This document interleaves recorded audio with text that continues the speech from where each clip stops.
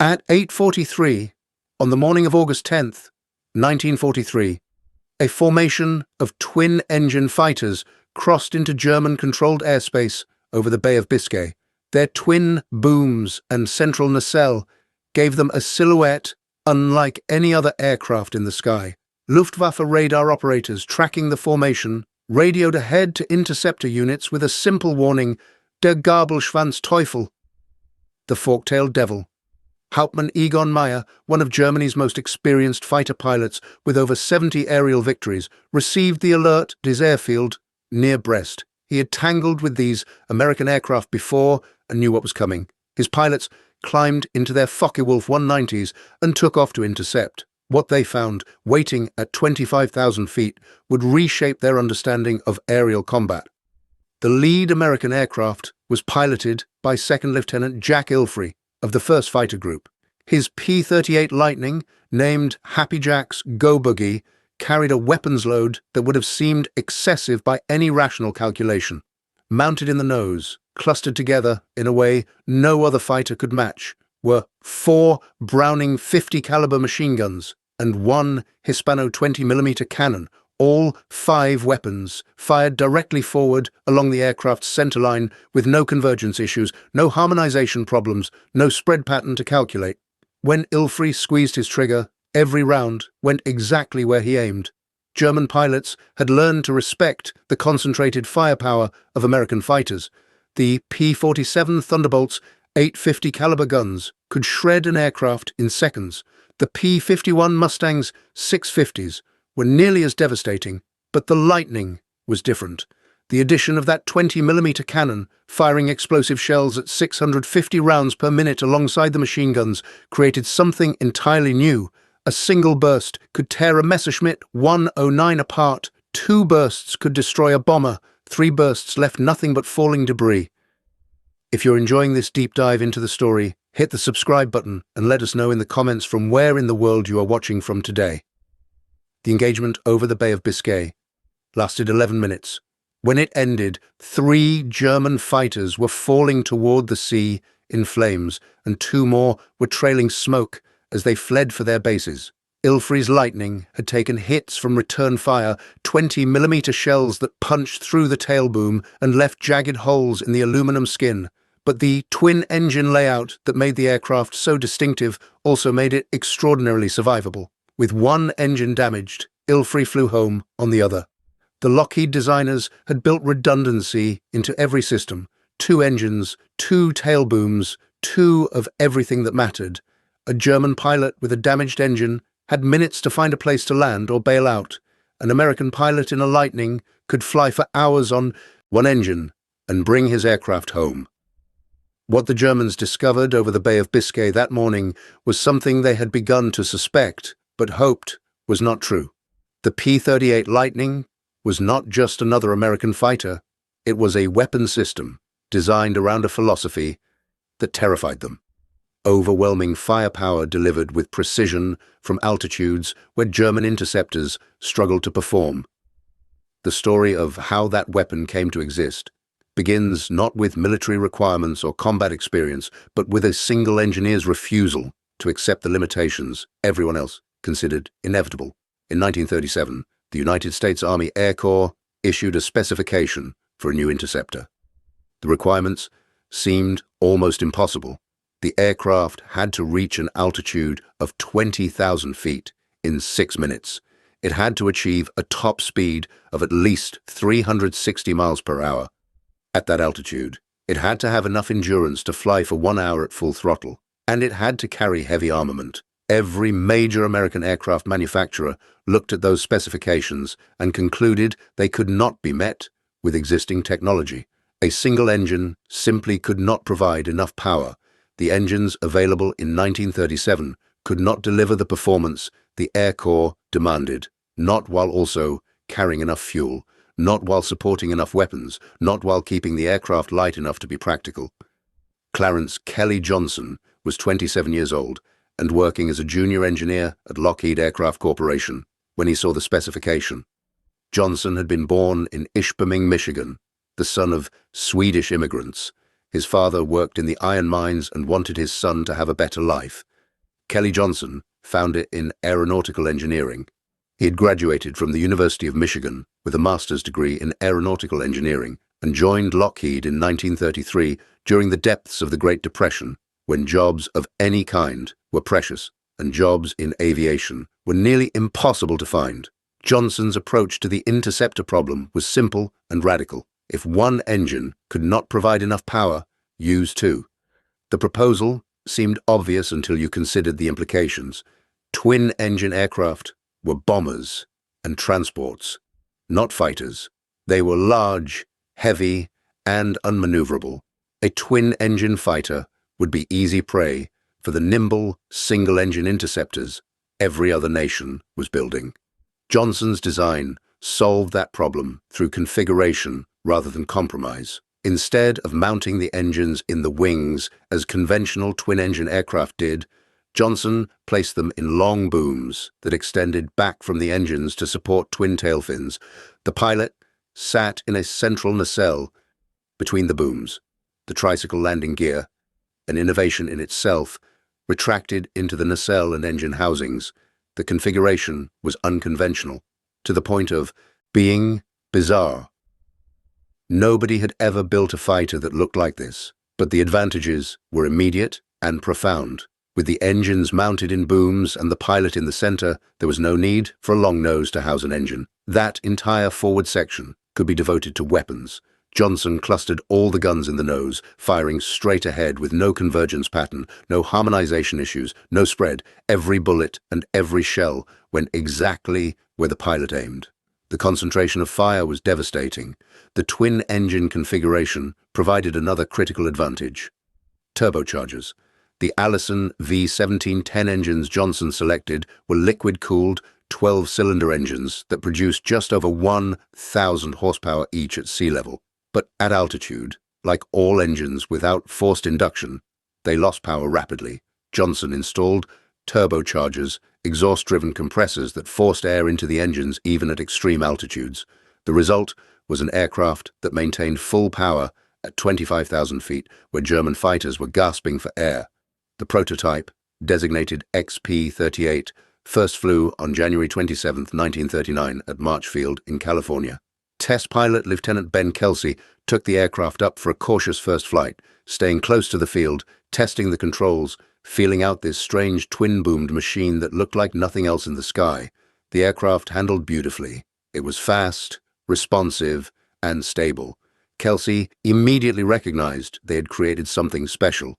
2 weeks later, Kelsey attempted a transcontinental speed record flight to demonstrate the aircraft's capabilities to Army brass and potential foreign buyers.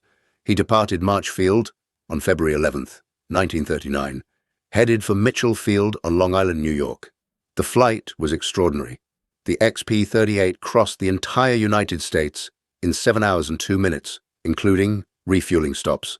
The top speed reached over 400 miles per hour. No fighter in the world could match that performance.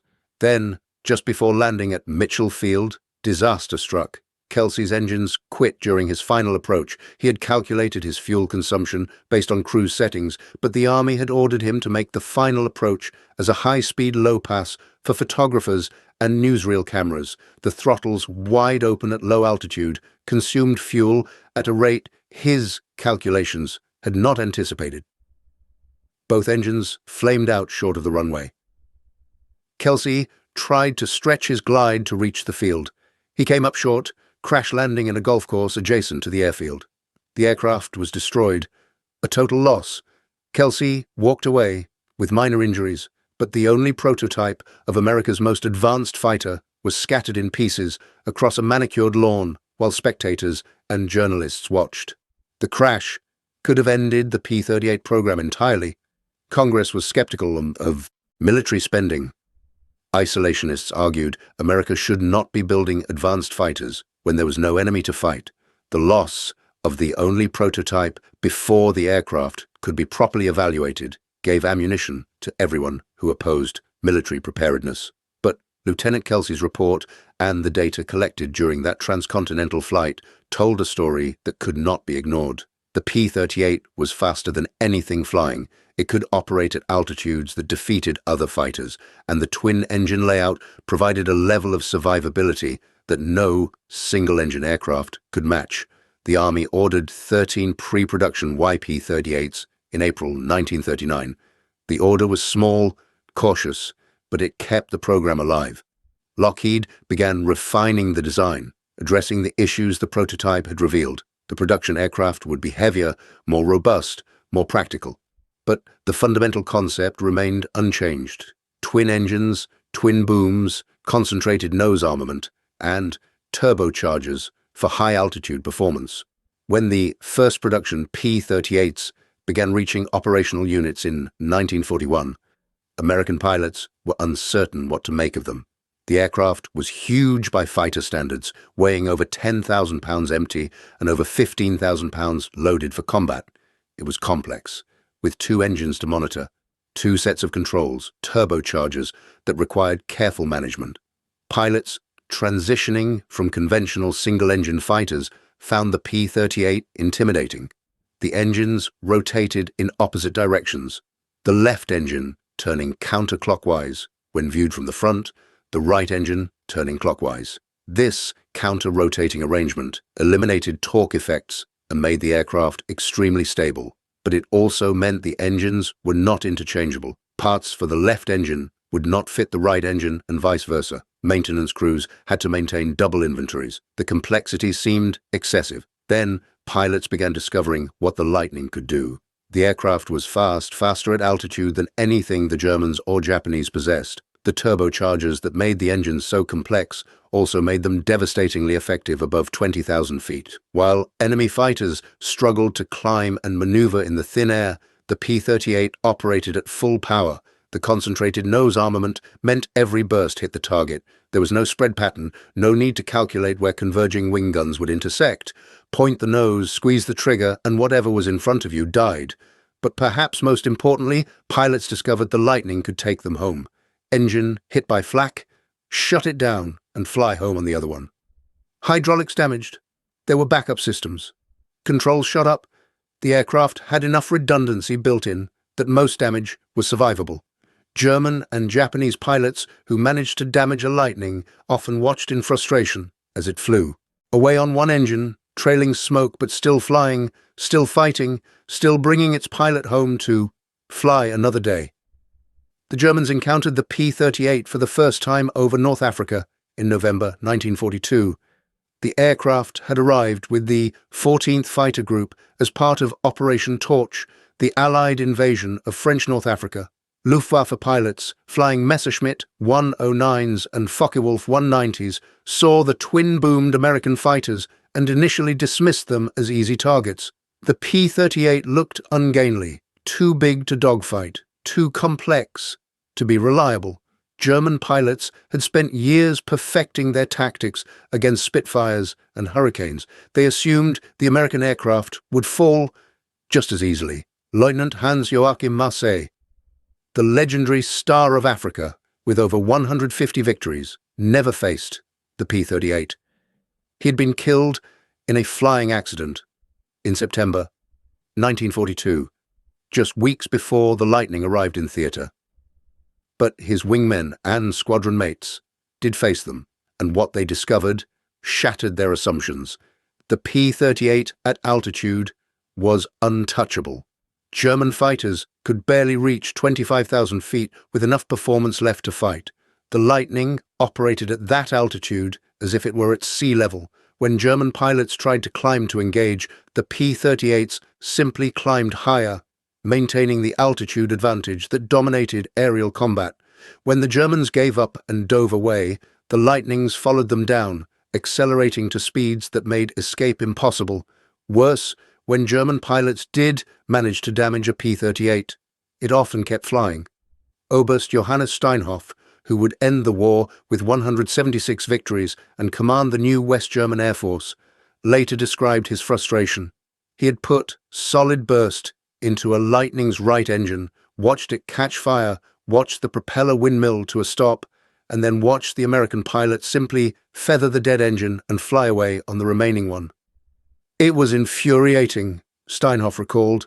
"We had tactics developed over years of combat, and this American aircraft ignored all of them." The nose armament particularly unnerved German pilots. A burst from a P-38's concentrated guns was like nothing else in the air. The 450 caliber machine guns alone fired at a combined rate of over 2,600 rounds per minute. Add the 20mm cannon firing explosive shells, and the Lightning could put more destructive power on target in 2 seconds than most fighters carried for an entire mission. Oberleutnant Franz Stigler, who would later become famous for escorting a crippled B-17 to safety in an act of mercy, flew Messerschmitt 109s against P-38's over Tunisia. He described the experience in his memoirs. "When they opened fire, you saw streams of tracer, but behind those tracers were the explosive shells from that cannon. If they hit you, there was no recovery. Your aircraft came apart." The North African campaign demonstrated what the Lightning could do, but it also revealed critical weaknesses that nearly cost the aircraft its reputation. The early P-38's, designated P-38F and P-38G models, suffered from severe cold weather issues at high altitude. Engines would quit without warning. Turbochargers would fail. Pilots reported that their aircraft would suddenly lose power at 25,000 feet, both engines cutting out simultaneously, leaving them in a powerless glide over enemy territory with no way to restart. The problem was engine oil. At temperatures below -40 degrees Fahrenheit, which were common at combat altitudes over Europe, the oil in the Allison engines would congeal into a thick sludge that could not lubricate properly. Bearings would seize. Turbochargers would freeze. The elegant twin-engine design became a liability when both engines quit at the same time. Pilots reported other terrifying issues. During high-speed dives, the P-38 would develop compressibility problems. As the aircraft approached the speed of sound, shock waves would form over the wings and tail surfaces, causing violent buffeting and loss of control. Pilots found themselves in uncontrollable dives, unable to pull out, unable to slow down, unable to do anything but watch the altimeter unwind as they plummeted toward the ground. Some managed to recover at extremely low altitudes. Many did not. The compressibility issue was not unique to the P-38. It affected all high-speed aircraft of the era. But the Lightning's speed and performance made it more likely to encounter the problem. Lockheed engineers worked frantically on solutions: dive flaps that could be extended to slow the aircraft, reinforced tail surfaces, modified wing sections. But these modifications took time to implement. Time measured in months and years, while pilots died in uncontrollable dives over France and Germany. By early 1944, some commanders were ready to give up on the Lightning entirely. General Jimmy Doolittle, commanding the 8th Air Force in England, preferred the P-51 Mustang. The Mustang was simpler, easier to maintain, and did not suffer from the cold weather issues that plagued the P-38. Doolittle began transitioning fighter groups from Lightnings to Mustangs, and the P-38's future in the European theatre looked uncertain. But in other theatres, where the cold was not a factor and the mission requirements played to the Lightning's strengths, the aircraft was proving itself irreplaceable. In the Pacific, the P-38 became the dominant American fighter, the aircraft that Japanese pilots learned to fear more than any other. Major Richard Bong was a farm kid from Poplar, Wisconsin, who had learned to fly in a civilian pilot training program. He joined the Army Air Forces and trained on P-38's, deploying to the Southwest Pacific Theater in September 1942. Bong was not a natural fighter pilot in the traditional sense. His gunnery scores in training were mediocre. His dogfighting skills were adequate, but not exceptional. What Bong possessed was patience, discipline, and an ability to use the P-38's advantages while avoiding its weaknesses. Bong would climb above Japanese formations and wait. He would position himself between the enemy and the sun where he could not be seen. He would select a target, usually a straggler or an aircraft separated from its formation. Then he would dive, accelerate to maximum speed, close to point-blank range, fire a short burst, and climb away before the enemy could react. He never dogfought. He never got into extended engagements. He used the P-38's speed, altitude performance, and concentrated firepower to kill quickly and escape cleanly. By December 1944, Bong had destroyed 40 Japanese aircraft, more than any other American pilot in any theater. He had become America's ace of aces, the deadliest fighter pilot the United States had ever produced. His success was not due to reckless aggression or extraordinary flying skill. It was due to understanding his aircraft and using it exactly as Kelly Johnson had intended, as a high-altitude gun platform that could strike from above and escape before retaliation arrived. Major Thomas Maguire was Bong's rival and friend. Where Bong was cautious and methodical, Maguire was aggressive and bold. He flew his P-38 named Pudgy into combat situations that other pilots avoided, taking risks that should have killed him. By January 1945, Maguire had destroyed 38 Japanese aircraft and was closing in on Bong's record. On January 7, 1945, Maguire led a flight of 4 P-38's on a fighter sweep over Los Negros Island in the Philippines. They encountered a lone Japanese Ki-43 Oscar at low altitude. Maguire dove to attack, violating his own rules about maintaining altitude advantage and energy. The Oscar turned inside him, and Maguire tried to follow, hauling his Lightning into a tight turn at low altitude with full external fuel tank still attached. The P-38 stalled and snapped inverted.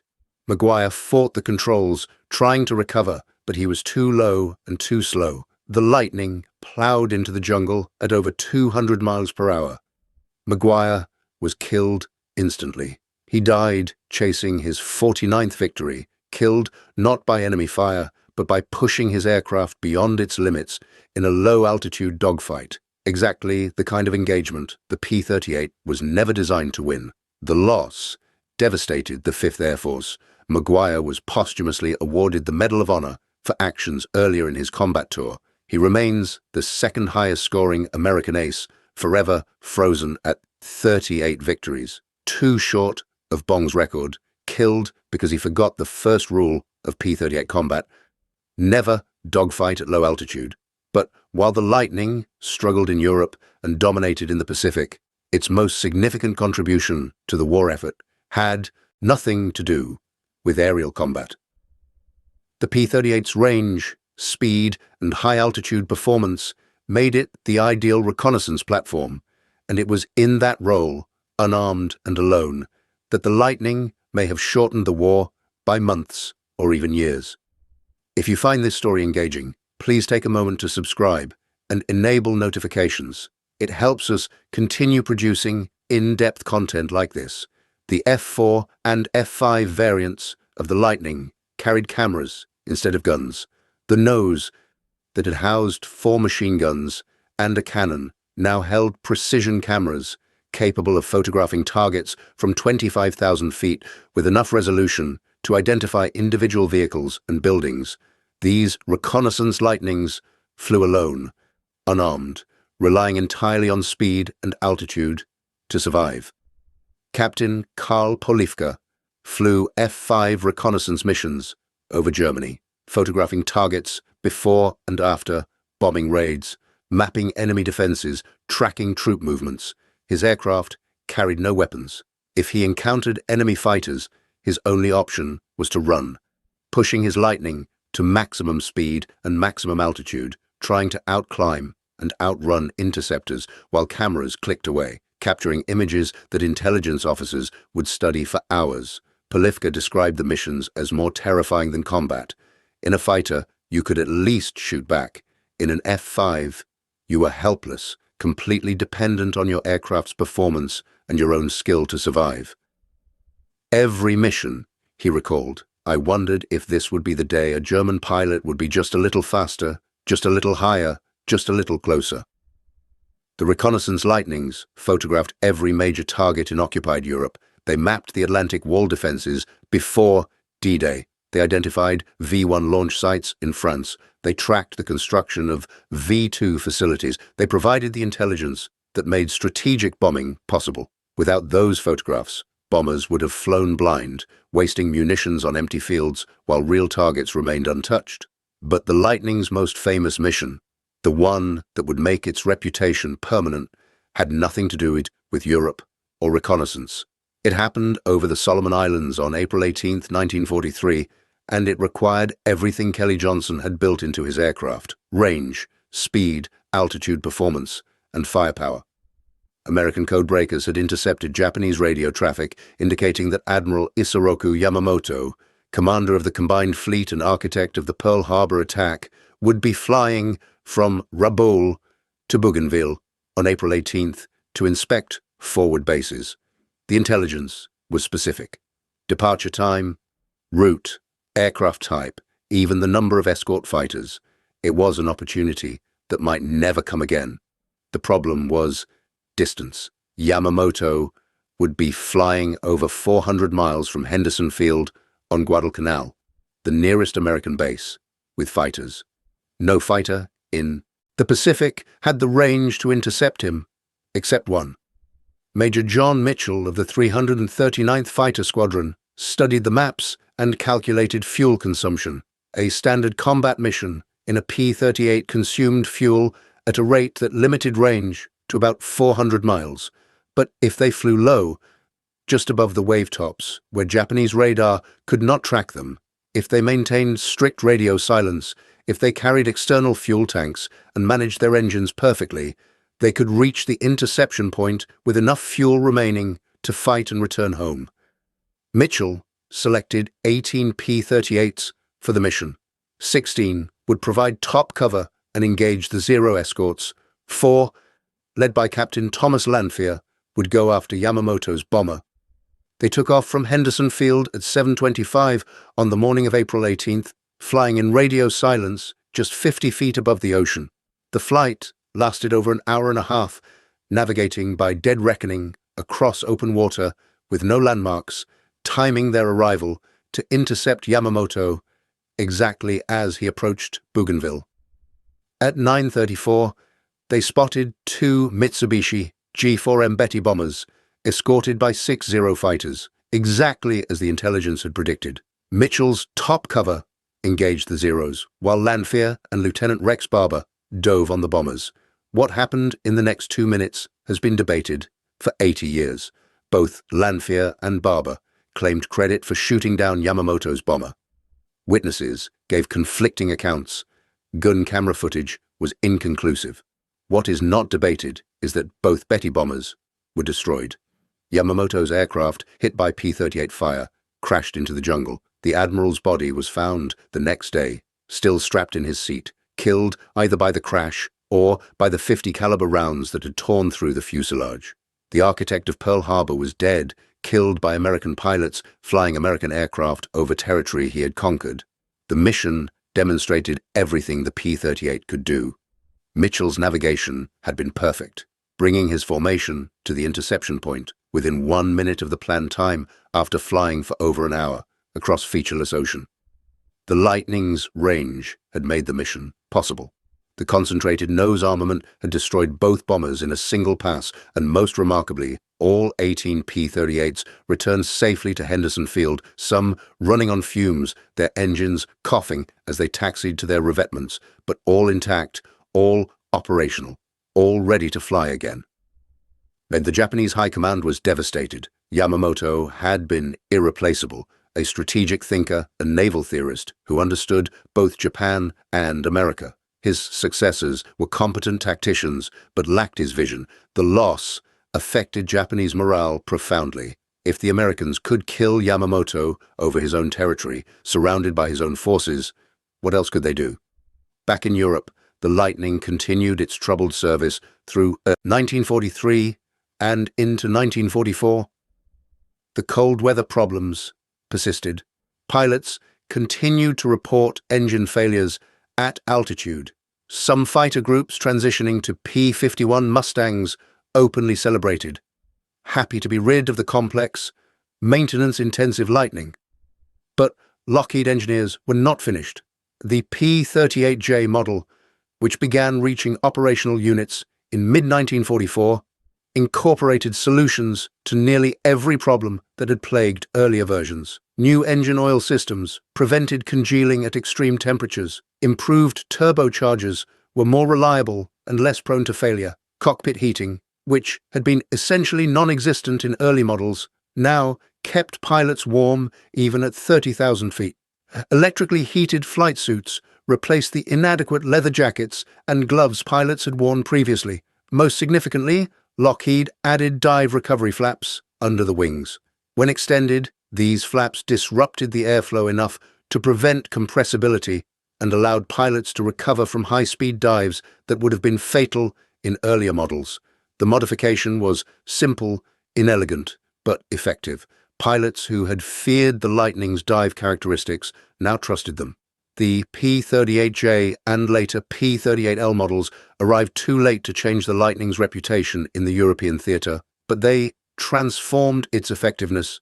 In the Mediterranean and Pacific, fighter groups, equipped with the improved Lightnings, found an aircraft that finally delivered on Kelly Johnson's original promises: reliable, fast, heavily armed, and survivable. In the Mediterranean theater, the 82nd Fighter Group, known as the Gandhi Dancers, flew P-38's throughout the Italian campaign. They faced elite German units, including remnants of Jagdgeschwader 77 and Jagdgeschwader 53, experienced pilots who had survived years of combat on the Eastern Front and knew every trick of aerial warfare. First Lieutenant Michael Brezas flew with the 95th Fighter Squadron of the 82nd Fighter Group. On June 23, 1944, Brezas was escorting bombers over the Ploiești oil fields in Romania when his formation was bounced by approximately 20 Messerschmitt 109s. In the dogfight that followed, Brezas destroyed 3 enemy aircraft in rapid succession. His gun camera footage, studied after the mission, showed the devastating effect of the Lightning's concentrated firepower. Each burst lasted less than 2 seconds. Each burst resulted in an aircraft coming apart in midair. German pilots who survived encounters with P-38's in the Mediterranean developed a healthy respect for the aircraft they had initially dismissed. Hauptmann Heinz Baer, one of Germany's highest-scoring aces with over 200 victories, noted that the Lightning at altitude was nearly impossible to catch. They could outclimb us, outrun us, and when they fired, their accuracy was frightening. All guns fired from the same point. There was no spread, no pattern. If they aimed properly, every round hit.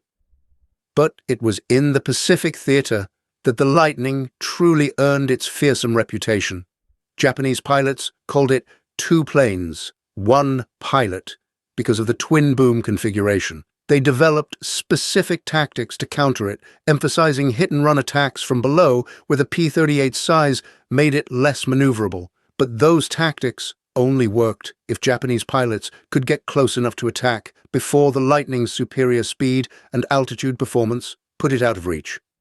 Colonel Charles MacDonald, commanding officer of the 475th Fighter Group, the Satan's Angels, flew P-38's throughout the Pacific War. He destroyed 27 Japanese aircraft, making him the 5th highest-scoring American ace. MacDonald emphasized using the Lightning's strengths rather than trying to dogfight. We stayed high, we stayed fast, and we shot from long range, he explained. The concentrated nose guns meant we could kill from 600 yards. Japanese pilots expected attacks from 200 yards or closer. We killed them before they knew we were there. The Lightning's twin-engine configuration provided psychological advantages beyond mere survivability. Japanese pilots who damaged one engine would often break off their attack, assuming they had scored a kill, only to watch the P-38 continue flying on the remaining engine. This created a sense of futility. How do you kill an aircraft that keeps flying after you have destroyed half its engines? First Lieutenant Thomas Lynch of the 39th Fighter Squadron discovered another advantage of the twin-engine layout during a mission over New Guinea in March 1943. His right engine was hit by ground fire and caught fire. Lynch shut down the engine, feathered the propeller, and engaged the fire suppression system. The fire went out. He flew home on the left engine alone, covering over 200 miles of hostile territory at reduced speed and altitude. Any single-engine fighter would have gone down. Lynch landed safely, had the damaged engine replaced, and was flying combat again 3 days later. The statistics from the Pacific Theater tell the story of the Lightning's dominance. The top 7 American aces of World War II all flew P-38's. Richard Bong with 40 victories, Thomas Maguire with 38, Charles MacDonald with 27, Gerald Johnson with 22, J. Robbins with 22, John Lozel with 11, and Jack Fisk with 11 in Europe. But who later flew in the Pacific, the aircraft that had seemed too complex, too heavy, too ungainly to succeed, had produced more aces than any other American fighter. But the Lightning's contribution extended beyond individual scores. The aircraft's range made missions possible that no other fighter could accomplish. Fighter groups flew escort missions of 6 hours or more, protecting bombers deep into Japanese-held territory and remaining on station long after shorter-ranged fighters would have been forced to return home. The psychological effect on Japanese forces was profound. They had no sanctuary, no safe area beyond American fighter range. The P-38's could appear anywhere at any time. German accounts from the Mediterranean and European theaters reveal similar attitudes. After the engine oil problems were solved and the P-38J models arrived, German pilots no longer considered the Lightning easy prey. Oberst Günther Roll, who survived the war with 275 victories and later commanded the new West German Air Force, noted that encountering P-38's above 20,000 feet was particularly dangerous. They had all the advantages at that altitude, he recalled: speed, climb rate, firepower. Our tactic was to avoid engagement if possible and attack only if we had overwhelming numerical superiority. The 20mm cannon made the difference. German pilots were accustomed to fighters armed only with machine guns. The .50 caliber Browning was a devastating weapon, but it fired solid projectiles that punched holes.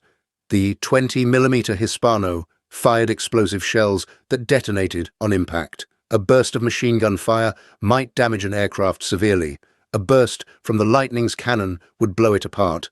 Lieutenant Franz Stigler, the German pilot who later escorted the damaged B-17 to safety in an act of mercy, described fighting P-38's over Tunisia. When they fired, you saw the tracer streams from the machine guns, but mixed in were those explosive shells. If one hit your wing, the wing came off. If one hit your fuselage, your aircraft broke in half. There was no surviving a solid burst from that nose armament. The concentration of all weapons in the nose eliminated the convergence problems that plagued wing-mounted guns. Most fighters of the era mounted guns in the wings, requiring careful harmonization so the bullet streams would intersect at a specific range, typically 200 to 300 yards. Fire from closer or farther than that range, and your bullets would spread around the target rather than hitting it. The Lightning had no such limitation. Point the nose, fire, and every round went straight ahead, at point-blank range, or 600 yards. The accuracy was identical. Captain Perry Dahl of the 82nd Fighter Group described the experience of firing the Lightning's guns. You squeezed the trigger, and the whole nose lit up. 450s and that 20mm all firing together made the aircraft shudder. But you could see exactly where every round was going, because they all came from the same point. If your aim was good, every bullet hit. There was no guessing, no convergence calculation. Just aim and fire. The P-38's size, which had initially seemed a liability, provided advantages in ways nobody had anticipated. The cockpit was spacious. Compared to single-engine fighters, pilots could move their legs, adjust their position, and remain comfortable during missions that lasted 6 or 7 hours. This reduced fatigue significantly. German pilots flying cramped Messerschmitts would emerge from 2-hour missions, stiff and exhausted. American pilots flying Lightnings could fight effectively for hours longer. The twin-boom layout also made the aircraft an extremely stable gun platform. Single-engine fighters with their engines ahead of the pilot created vibration and torque that affected accuracy. The Lightning's twin engines, mounted out on the booms, isolated the pilot from engine vibration. The airframe was rock-steady when firing. Combined with the concentrated nose armament, this made the P-38 perhaps the most accurate fighter of the war. By late 1944, Lockheed had produced over 10,000 Lightnings. The aircraft served in every theater of the war. Beyond the fighter and reconnaissance variants, there were night fighter versions with radar, Pathfinder versions that led bomber formations, and even a two-seat training version. The basic design proved adaptable to almost any mission requirement. Richard Bong returned to the United States in January 1945 after destroying his 40th Japanese aircraft. He was awarded the Medal of Honor by General Douglas MacArthur and sent home to participate in war bond tours. The Army Air Forces wanted their greatest ace alive and visible, not dead over some anonymous Pacific island. Bong married his longtime girlfriend, Marge Vattendahl, in February 1945. On August 6, 1945, the same day the atomic bomb fell on Hiroshima, Bong was killed testing a P-80 Shooting Star jet fighter at Burbank, California.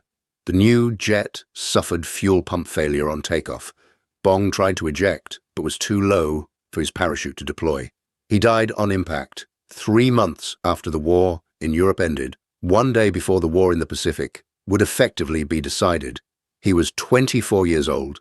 Charles Lindbergh, who had flown P-38's as a civilian technical advisor in the Pacific, wrote that Bong's death brought home to me again the sacrifice that war demands and the fact that death in aviation can come as easily in peace as in war. The lightning that had brought Bong home from 40 combat missions could not save him when a jet engine failed at low altitude. Kelly Johnson continued designing aircraft for Lockheed. He created the P-80 Shooting Star, America's first operational jet fighter. He designed the F-104 Starfighter, the U-2 spy plane, and the SR-71 Blackbird. He founded Lockheed's Skunk Works, the legendary secret design facility that produced some of the most advanced aircraft in history. But the P-38 Lightning remained his first masterpiece, the aircraft that proved his design philosophy and established his reputation. Johnson received the Medal of Freedom, the Collier Trophy, and virtually every major award in aviation. He retired from Lockheed in 1975 after 42 years with the company. When asked which of his many designs he was most proud of, he never hesitated. The P-38, he would say, because it did everything we asked it to do, and it brought the pilots home. Lockheed produced 10,037 Lightnings during the war. They shot down more Japanese aircraft than any other Allied fighter in the Pacific. They flew some of the longest missions ever attempted by single-seat fighters. They operated in conditions from Arctic cold to tropical heat, from sea level to 40,000 feet. They served with distinction in every theater of the war. Today, only a handful of P-38's remain in flying condition. The Planes of Fame Air Museum in Chino, California, maintains a P-38 that flies regularly at air shows.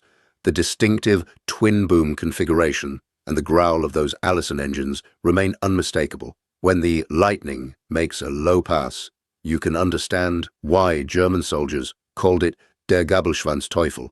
The fork-tailed devil looked dangerous, even standing still.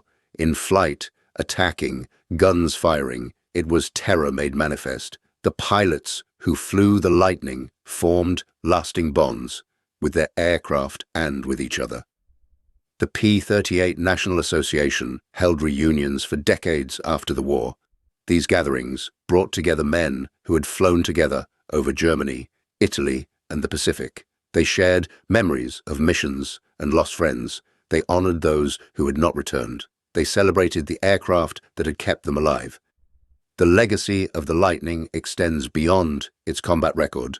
The aircraft proved that unconventional designs could succeed, that twin engines did not automatically mean bomber or transport, that concentrated firepower was more effective than dispersed guns. The lessons learned building and operating the P-38 influenced fighter design for decades. Every twin-engine fighter that followed, from the F-82 twin Mustang to the modern F-15 Eagle, owes a debt to Kelly Johnson's original insight. The German pilots who faced the Lightning in combat developed a respect that bordered on admiration. After the war, when former enemies met at aviation conferences and reunions, German aces would seek out P-38 pilots to compare experiences. They wanted to understand how the Americans had used that aircraft so effectively, how they had turned what appeared to be a liability into an advantage. Gunther Roll flew captured P-38's after the war at Wright Field in Ohio, where the Army Air Forces maintained a collection of foreign aircraft for evaluation. He was impressed by the comfort, the stability, the smooth-running engines that did not leak oil, but what impressed him most was the armament. Sitting in that cockpit, he recalled, looking at the gun sight with all those weapons pointing exactly where you aimed, I understood why our pilots feared it. One accurate burst and anything in front of you was finished. The 20-millimeter cannon made the difference. American fighters with 6 or 850 caliber machine guns were formidable. The Lightning with 450s plus that cannon was devastating. The explosive shells from the Hispano could destroy an aircraft with a single hit. German pilots who survived P-38 attacks invariably reported seeing those explosive shells impacting, tearing off wings, blowing holes in fuselages, turning their comrades' aircraft into fireballs. Japanese pilots learned similar lessons. The few who survived multiple encounters with P-38's developed tactics to counter them, but those tactics required discipline and numerical superiority that became increasingly rare as the war progressed. By 1944, Japanese pilot training had been shortened drastically due to fuel shortages and losses of experienced instructors.